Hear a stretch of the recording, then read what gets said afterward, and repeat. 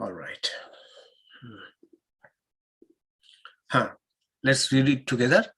Pramana antarasva anapekshatvat swayam pramanatvat. Syntax is like this. Anapekshatvat antarasva pramanatvat swayam. Anapekshatvat means it does not need or it does not depend upon. Antarasva, any other. Pramana, proof. Pramanatvat, because it is a proof. Swayam, on its own. It means bhakti. It does not need any other proof because it is a proof on its own. This is the first reason Narada cites in support of the claim that success in bhakti is easier. What does it mean?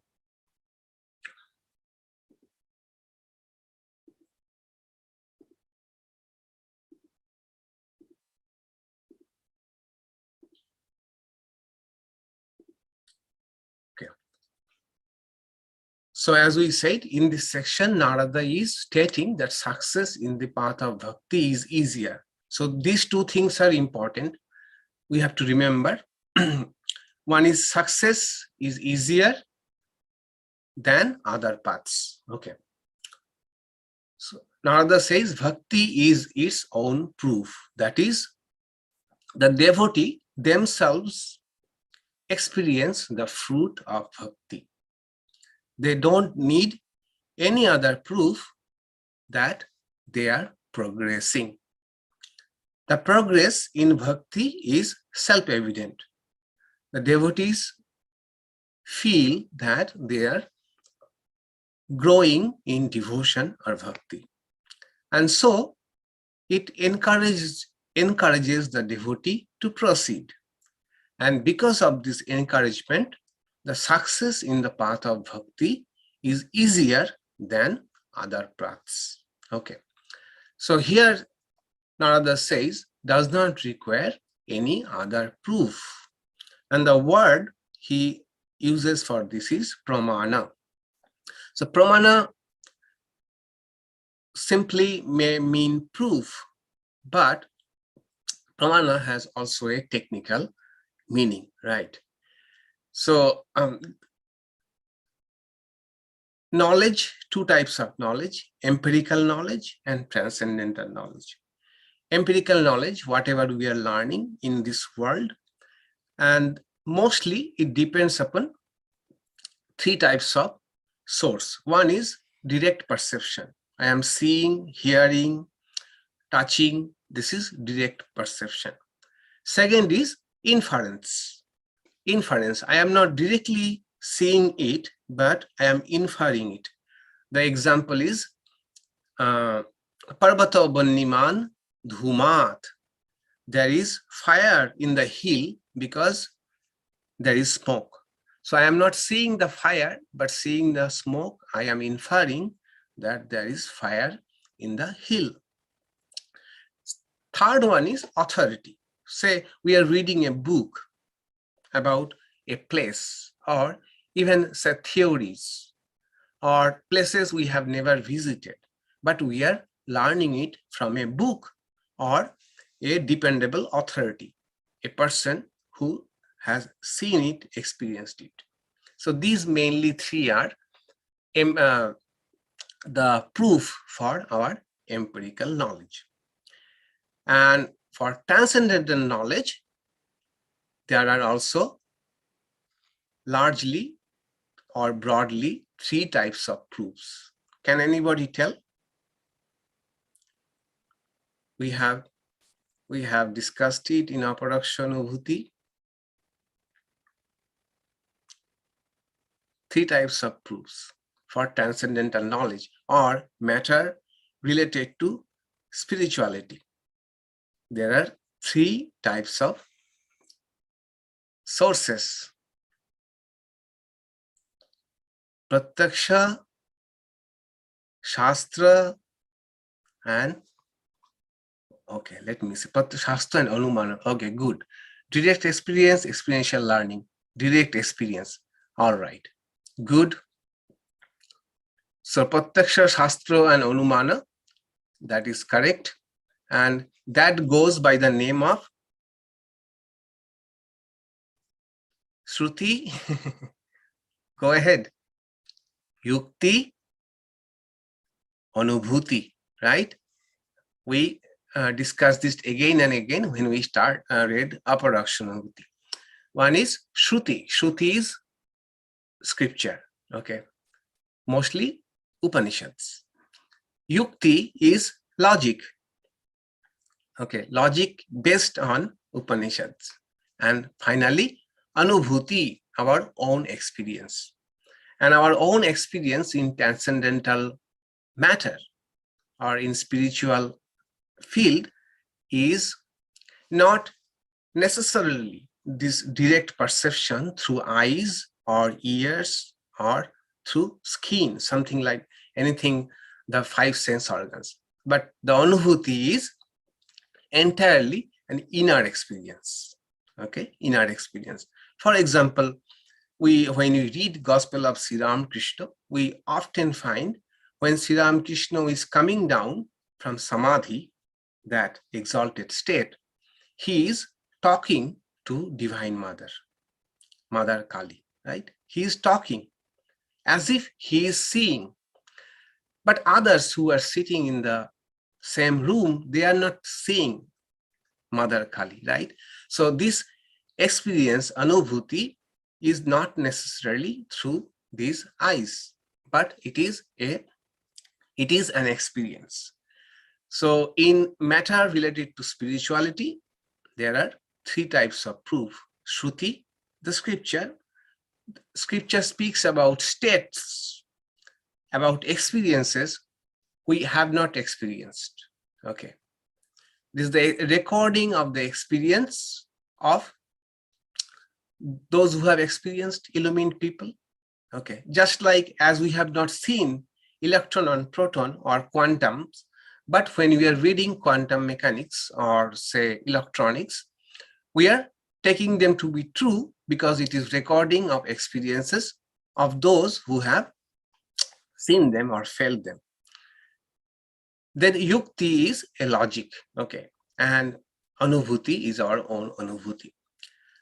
So what Narada is saying here is, and one thing, in spiritual matters, highest proof is anubhuti.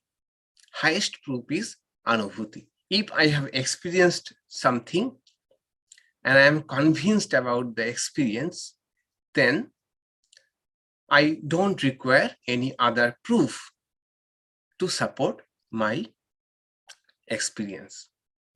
If it does not change, I mean, of course, there are criteria. Criteria is one criterion about a genuine experience is it changes us. It changes our perception and change us as the person we are. Okay, so it leaves a deep impact in our life. It changes us for better. That is one criterion to judge whether the experience was a real experience or just a hallucination or illusion. Okay, so pratyaksha anubhuti here is aparaksha anubhuti, right? Aparaksha. Now, if you come to that term, aparaksha anubhuti, so we discussed in great detail when we study aparaksha anubhuti. Okay, so direct experience, that is experience through our senses, is called pratyaksha. Okay, opposed to that is paroksha, indirect experience. Paroksha means indirect, but these spiritual experiences are neither pratyaksha. Pratyaksha means there will be involvement of our sense organs. So spiritual experiences are not that type. Neither they are indirect. So that's why a separate term is given for them, aparoksha. that is not indirect. Not indirect. Okay, that is why the great significance of the name of the book, Aparaksha Anubhuti. Anubhuti means experience, which is not pratyaksha. Pratyaksha in the sense, not through these eyes and senses and things. At the same time, it is not aparoksha, paroksha. It is not indirect. It is my own experience, which is neither through the sense organs nor through inference or through indirect. Okay, so aparaksha anubhuti. So spiritual experience is aparaksha, and yukti means logic. Okay, for example, jnana yoga highly depends upon logic at the beginning stage. For example, the first question of jnana yoga is, what is my real nature? Who am I? Right? And then the yukti logic is, look, you are thinking yourself that you are this limited body and mind. Okay, but this body is changing, mind is changing, even your ego is changing, your mental state is changing. What does not change? Try to find that. Okay, so there is a great deal of emphasis on yukti. That is, we find in all the prakarana granthas, right? Prakarana grantha means the primers like Aparaksha Anubhuti, Vedanta Sara, then Viveka Churamani, Panchadashi. These are all prakarana grantha. Prakarana grantha means primers. So the role of them is to put the subject matter of Upanishad in a logical style. Okay, so although it is out of our present context, still it is good to know that in Vedanta there are two types of scripture. One is Siddhanta Grantha and Prakarana Grantha. Siddhanta Grantha means they won't put any logic or step-by-step logic why it is so. It is just recording of the experience. Okay, recording of the experience of illumined people. So that is called Siddhanta. That is, they have reached the conclusion. They have reached the conclusion. One great Siddhanta Grantha is Yoga Vasishta. Yoga Vasishta. Their discussion between Rama and sage Vasishta.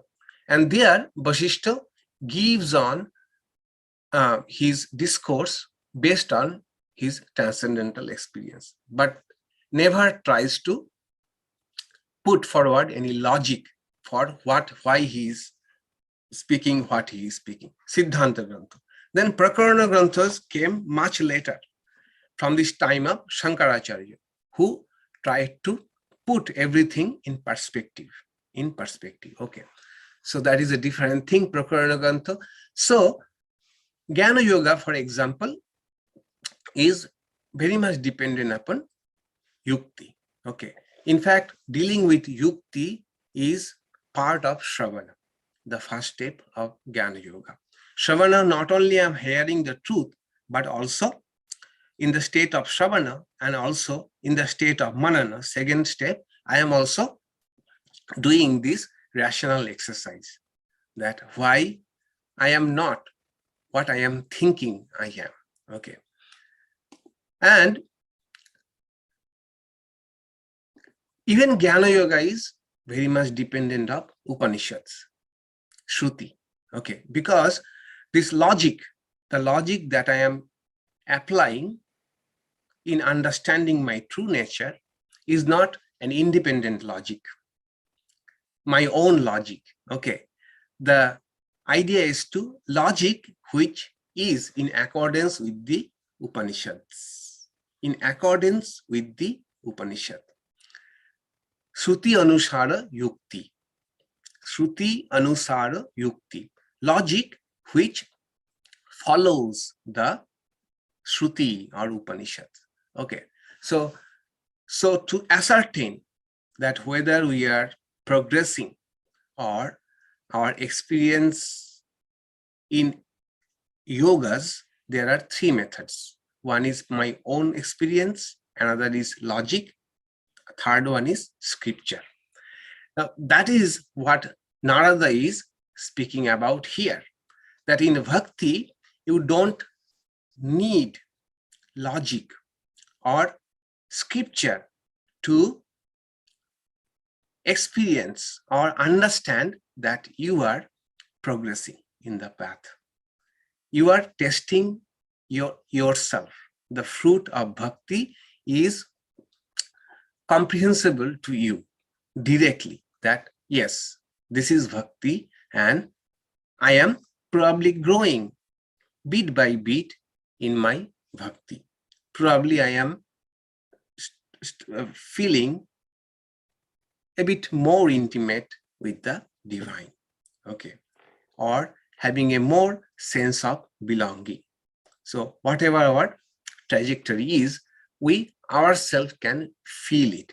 So Narada is pointing to this fact that take the other paths, okay? For example,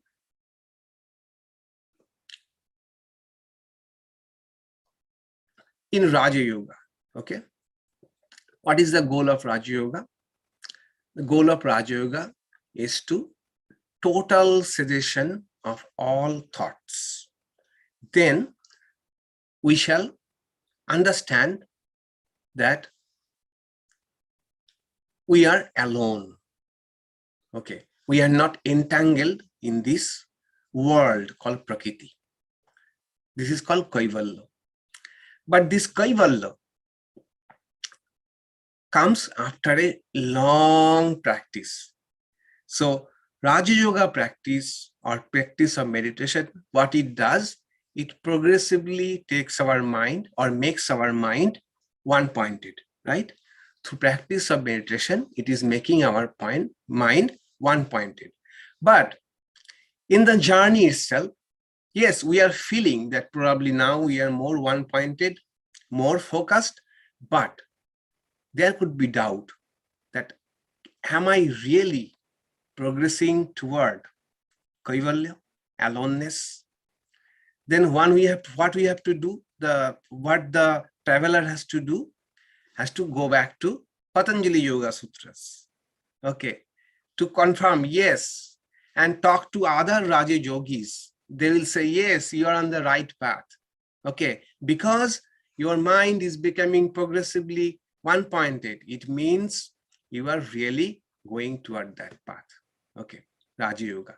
Compared to that, Bhakti Yoga, Bhakta does not have to get proof from anyone else that they are really progressing.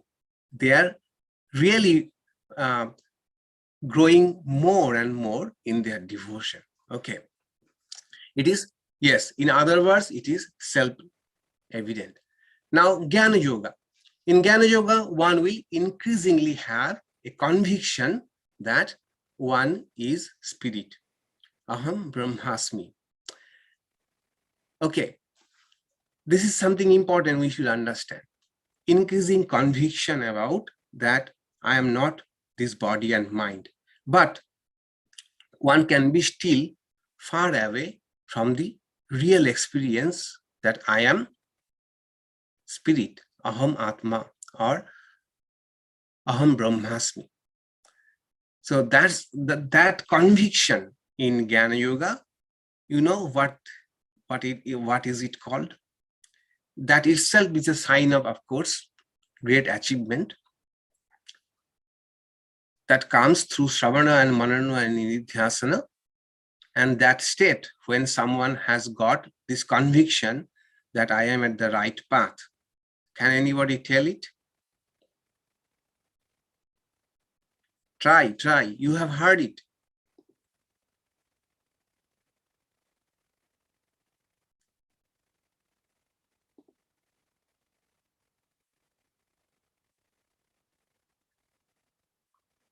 Good try. Okay. It is called Jnanonishtha. Okay. Jnanonishtha. Jnanonishtha means one who has conviction that I am really not this limited self. Okay. Jnanonishtha. Nishtha means conviction in knowledge. Okay, that is, one has not yet fully experienced one's nature as spirit, but one is convinced about the Upanishadic claim that I am not this body mind, but I am spirit, I am going to that path. But this Jnana Nishtha, until Jnana Nishtha comes, and until one has that experience, Aham Brahmasmi, one still might have doubt. And to ascertain that whether I am in the correct path, they need to go back to Yukti, logic, or Shruti, Upanishad, or to teacher. Okay, teacher also actually comes under the broad category of Shruti. Okay, so, but again, in Bhakti, one does not have to. Okay, Bhakti is self-evident. All right. Then, in Karma Yoga, why I am taking all the paths? Because remember the main premise of the claim. Narada said that success in Bhakti is easier than other paths. Why? Because in Bhakti, Bhakti itself is its own proof. It does not require other proofs. So we are seeing one by one what are the other paths. Okay, and success in those paths depend upon what kind of pramana. In Karma Yoga, the goal is to purify yourself through unselfish work so that you become more and more unselfish. You become more and more, concerned with your limited self. And ultimately, this can itself take you to the experience that you are not this limited self. And what you are will be revealed when Karma Yoga has fulfilled its purpose. Okay. So, yes, I am doing Karma Yoga. I am feeling that I am becoming successively more unselfish. But I can still have doubt that whether I will be able to reach or I am really progressing to that ultimate experience. But compared to all these paths, Bhakti does not require those other kind of proofs. Okay, Bhakti has its hardcore proofs that we ourselves feel that we are growing is Bhakti. Now, in Bhakti, we feel that our love for God is increasing in intensity, or we also feel that our intimacy with God is also increasing with time. So, since it is so palpable, we can understand it. It will encourage us to continue the journey. And if we continue the journey, then our chance of success is easier than other paths. Okay. But again, we have to remember, since it is Bhakti text, they will speak like this. In fact, this applies to all other yogas. Jnana Yoga also, when they will speak about that Jnana Yoga is a direct path. It's a direct path. One does not require any other proof. One intuitively can feel that they are growing and they are on their way to success. Okay. But now we are reading Bhakti Yoga, so we have to substantiate Narada's claim why success in Bhakti Yoga is easier. So again, as we noted before, it is easier for most of us, but not all of us. Okay, those who are naturally inclined to Jnana Yoga or Raja Yoga, for them success is easier in their chosen paths. Okay, the path that resonate most with them. The summary of this aphorism is: progress in the path of bhakti is palpable. One does not need any other proof that they are progressing. And since it is palpable, one gets encouraged to continue the journey and ultimately succeed in reaching the goal of Bhakti Yoga, which is Parabhakti. Yes, which is Parabhakti. Okay. In that way, Bhakti Yoga is easier than other paths. Okay. And Narada in the next aphorism will give 2 more reasons why success in Bhakti Yoga is easier than other paths. Let us take a look. Aphorism 60. Shanti Rupat Paramananda Rupat Cha. Let's read it together. Shanti Rupat Paramananda Rupat Cha. This is because Shanti Rupat, its essence is peacefulness. Cha and Paramananda Rupat, its essence is supreme bliss. This is because its essence is peacefulness and its essence is supreme bliss. It means here bhakti. And one thing, just those who are interested in Sanskrit, Rupat, Rupat in both the Paramananda Rupat, Shanti Rupat, this is 5th case ending, Panchami.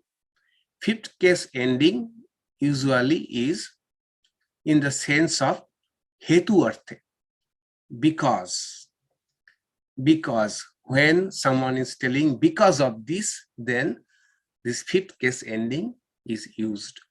So Rupat means because means what? It is easier. Bhakti is easier because it is of the nature of peace, it is of the nature of bliss. All right. So Narada says that bhakti is easier because bhakta experiences peace and bliss. In the path of bhakti, peace and supreme bliss. Okay. Now, peace.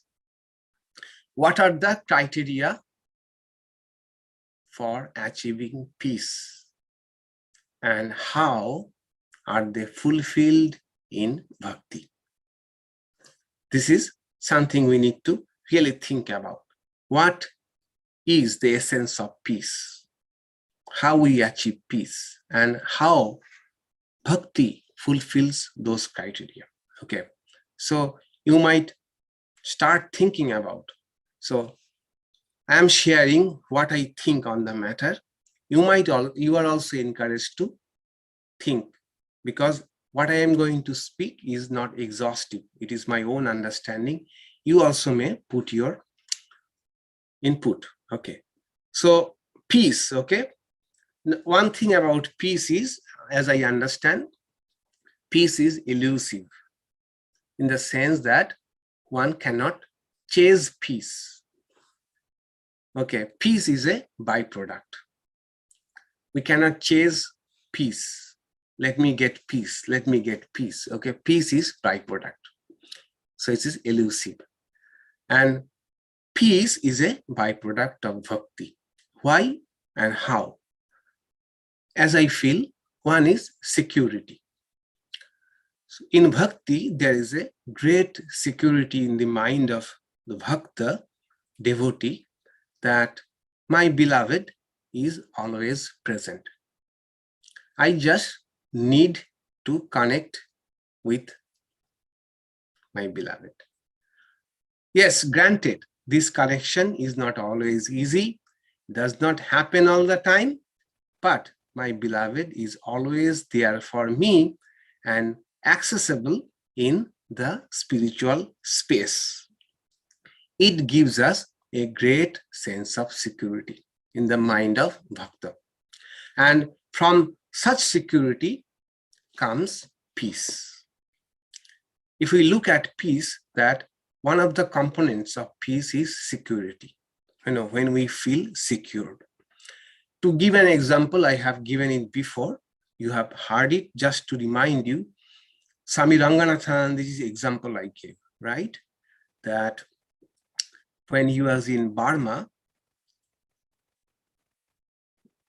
Rangoon, suddenly there was, World War II or something. There was bombing going on, and he had to leave Rangoon. And we had a center. He was the head of the center, Swami Ranganathan ji. He was very popular. So the government of Rangoon told him, Swami, you can go back to Calcutta by your special flight. And he said, no, I shall walk with the common people. So it took 3 months for him probably to walk all the way from Rangoon to Calcutta. And the path was deadly, dangerous path. Throughout the journey, they had to walk through the jungles, and they had to, for days, they had nothing to eat. They ate only leaves. They did not know also some of the leaves they ate in the jungle was poisonous. So his aim was not only to walk with those people, the refugees, but also serve them as best as he could. So he did that. And when he reached Calcutta, he was reduced to, I think, some 55 pounds or something like that, 30 kgs kind of. So immediately he was hospitalized, and it was found that he has completely ruined his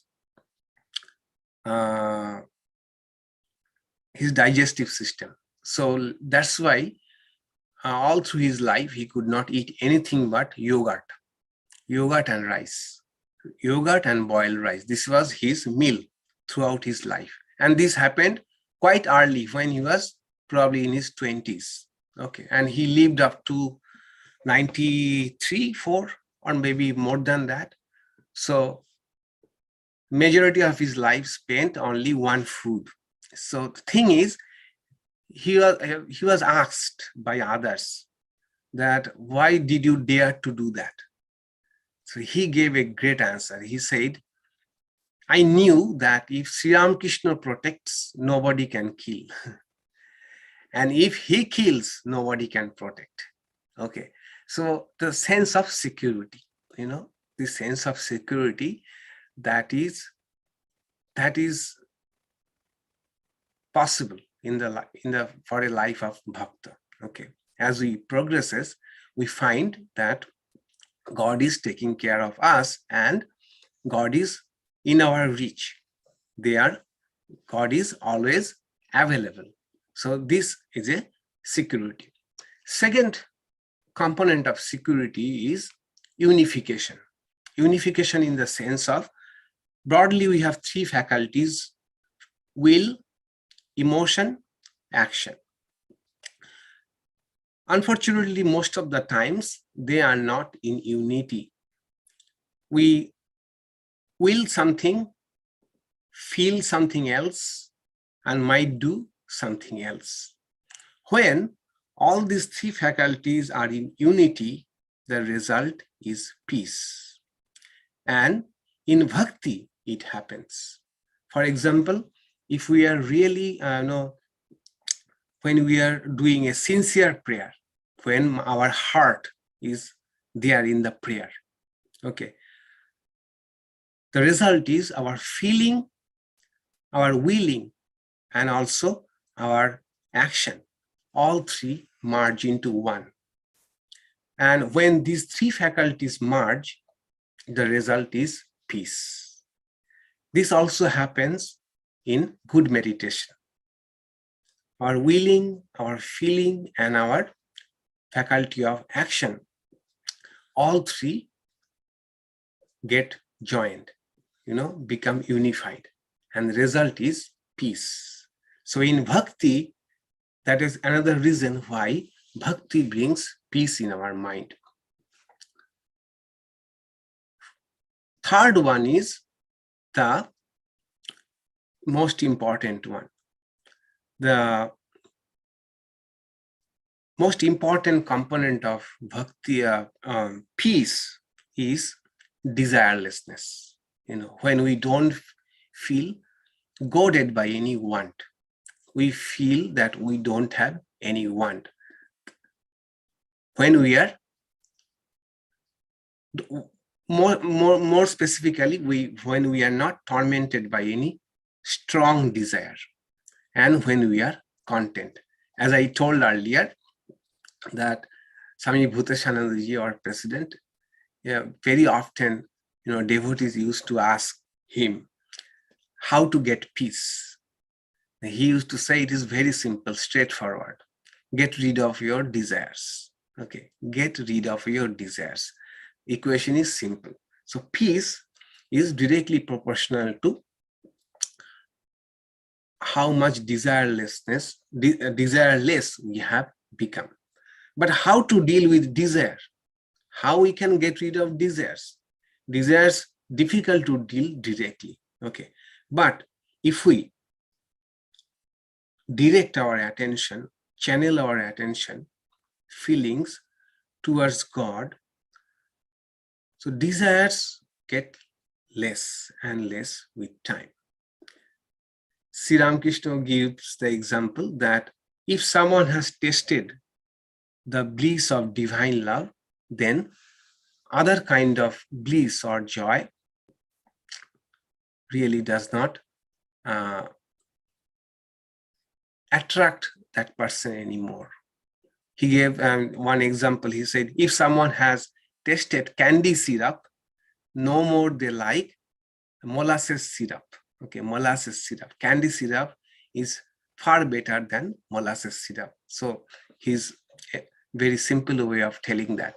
So if we have tasted bhakti, even a bit in our heart, we feel that other things, other desires are not so much something to go for. Okay, so that makes us peaceful. And this peace is incomparable to any other kind of peace. Yoga Sutra 2.42, Patanjali says there is a name called Santosha, content. Santoshat anuttama sukha lava. What is the result of practicing contentment? When contentment matures, one get unsurpassable joy. And that joy is actually this peace. Okay, it is not something dependent upon other kind of joy. It is dependent upon fulfillment of something. I want something, I get it, I become happy. But this is at the root of this is I am content with whatever I have. Okay, so that person is happiest person, and also that is the reason why such a person is so having peace. I call it inner peace, okay, which is not disturbed by external circumstances. So what happens is, as we progresses in the path of bhakti, our mind settles down around the image of our Ishta, our chosen deity, or name, or idea of the divine.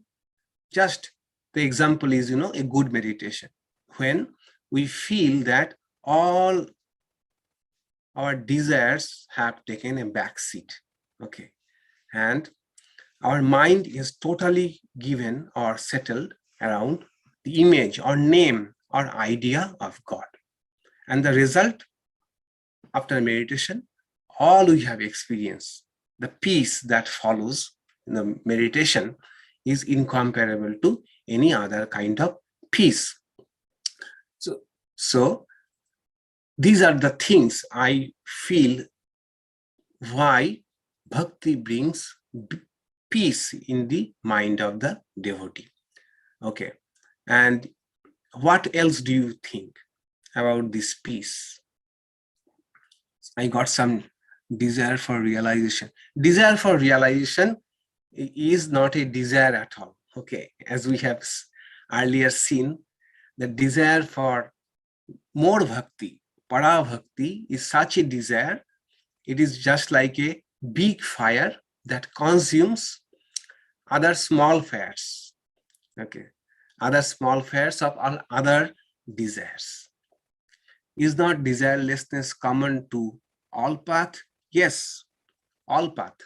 In all the path, as we progress, we become less and less desirous of things. Okay, but in bhakti, it happens very naturally. In other paths, Jnana Yoga or Karma Yoga and Raja Yoga, this desirelessness has to be tackled directly. Okay, Shama or Dhamma or Yama, Niyama, all these practices are meant to curb our desire. But in bhakti, as I said, ideally, if we are having bhakti, then our desire for other things fall off on its own. Okay, ideally. It's not so easy, of course. I will come to that later on. Sri Ramakrishna gave the example that if you want to move toward east, if you are moving toward east, the west will automatically remain at your back. You don't have to deal with desires directly. Okay. Detachment gives peace. Yes, detachment gives peace, right? So detachment is also a kind of desirelessness. Desirelessness, right? If we can detach ourselves from many things, which actually we don't need to be attached to, then really there is peace. Detachment indeed brings peace. Uninterrupted devotion is needed. Yes. So even the thing is, even a little progress in the path of bhakti brings peace. Okay. We are not talking here about supreme peace. Okay. Peace also has degrees, but in our own life, we can see that with time, with bhakti, we have really experienced this peace, which we would not have really could have experienced any otherwise. Okay. Second one was Paramananda Rupat, that is supreme bliss. Supreme in the sense that it does not diminish. This, how to explain this bliss, we have talked about this. Best is to look at examples. Okay. For example, take the example of great devotees, Sri Ramakrishna. Okay. If we read gospel, the primary idea about Sri Ramakrishna we get is a person always in bliss, a person who is floating in bliss. Holy Mother, Sarada Devi, said about Sri Ramakrishna, there was not a moment when I saw that he was not in bliss. Not a moment when he was not in bliss. And about Holy Mother too, about her own life also, we see that Holy Mother was always in a state of bliss. Okay. So these are results of bhakti, deep bhakti. And in our own life, all of us here who have present here can testify to the fact that in bhakti, in the path of bhakti, in the path of spirituality, we have got some bliss which we would not have got anywhere else. Or the quality of this bliss is not comparable to any other kind of joy. And that is the reason we are still practicing spirituality, right? If we would not have got peace and bliss, we would not have practiced spirituality, because that is our main motivation, peace and bliss. And now the caveat is what this peace and bliss from bhakti is not always uniform. Okay, there are moments when we find that there is no bliss in spiritual practices or in spiritual path, and even that peace is missing. The thing is, as I understand it, that at the beginning, God, kind of tries to catch us, catch the fish, gives us a taste of peace and bliss at the very beginning of our spiritual life. Okay, and for that taste of peace and bliss, we remain in the path and we want to taste that bliss and peace again and again. And there lies the problem. That is the root of the problem. Because initially, peace and bliss was not our motive. Okay, peace and bliss came on their own. We were absorbed in spiritual practices, or meditation, or in prayer, or whatever spiritual practice, and we got a taste of peace and bliss. Then, peace and bliss, if we are not aware enough, we want peace and bliss. Okay, that becomes the motive. And as I understand it, peace and bliss, this kind of divine bliss, cannot be chased directly. They are just byproduct of our spiritual practices or bhakti, whatever. When we don't want them, we will get them. Just like, as they say, happiness is a butterfly. You chase it, you cannot catch it. You sit still, it will come and sit on you. Same, that peace and supreme bliss of bhakti comes on their own if we are doing what we are supposed to do. Say, japa, the intention with which we are doing japa, that we want to see God directly. And this japa will lead me to that vision for sure. With that intention, if we do, we'll see peace and bliss will come on their own. But say I am sitting for meditation and japa, chanting and thinking that it will bring peace and joy, and that is what we are actually seeking, we shall see that we will be disappointed most of the times. Okay, so peace and bliss and bhakti are byproducts. If we don't seek, they will come on their own. And ultimately, that is this para-bhakti state, they will come in their full force.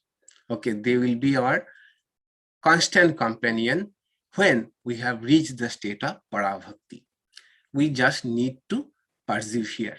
But even occasional taste of this peace and bliss are so encouraging that we don't want to give up our journey. So there is a greater chance to reach the goal of bhakti than in other paths. Okay, in other paths, this bliss and peace is not so easily available. Okay, in bhakti, mostly those of that type of mental composer, and which is for probably most of us, this peace and bliss is easier to have experience through the path of bhakti. That is why success in bhakti is easier. So summary of this aphorism is, a devotee experiences peace and bliss as they progress in the path of bhakti. That encourage them to continue their journey. And now aphorism 58, 59, and 60, together it comes to this. Success in the path of bhakti is easier than other paths because, number one, bhakti is its own proof. The bhakta has direct experience of their growing love for the divine. Number two, bhakta experiences peace and bliss in their life. These encourage the bhakta to continue their journey and ultimately succeed. So, bhakti is easier than other paths. Okay, let me see what, but do we choose our own path? This is yes and no. Do we choose our own path is yes and no. Lack of peace is tied to the continuous chatter of the mind, right? Continuous chatter of the mind. Like the game of golf. Longing, feeling, and acting accordingly takes us to the realization of eternal bliss, which does not depend on any worldly experience, right? How to interpret bliss? How are peace and bliss related? Is it a byproduct of peace? Yes, this is a good question. Peace and bliss. I think, the line of demarcation is very thin. line of demarcation is very thin because the divine bliss is nothing short of peace. Okay. Because the bliss that we usually think of is usually the result of something. Okay. But here, the kind of bliss we are talking about, it is actually cessation of all desires. Okay. And that peace and bliss, I believe they are very synonymous. What do you think? What others think about this? How to distinguish this peace and supreme bliss? Maybe one thing, peace is very inner thing, and bliss is probably what, manifests as the result of the. If we look at, Sri Ramakrishna's life, that he had inner peace, no doubt about. But the bliss used to manifest, like in his smile, in his dance, in his singing, in his day-to-day interaction, right? The pictures we see of Sri Ramakrishna, the face, as if the face is radiating bliss, right? Radiating bliss. I think peace is very root, and bliss is how it gets manifested in our day-to-day life. Anyone are free, if you are free to give your input. Okay. What is meant by nirvikalpo? I will come to that. Bliss is God's grace, bring peace, innermost happiness. Okay. Peace easier to have than bliss. Peace is easier to have than bliss, someone has written. Okay. Same Gita verse. Ashantasya kuta sukam. Peace leads to bliss. Peace leads to bliss. Okay, that is in the second chapter probably. Ashantasya kuta sukam. If somebody is not peaceful, how they can have bliss? Bliss also has a sense of lovedness by the divine. Okay, that's a good input. Peace is the root, bliss is the flower. Wow, this is one thing. Peace is the root, bliss is the flower. Okay.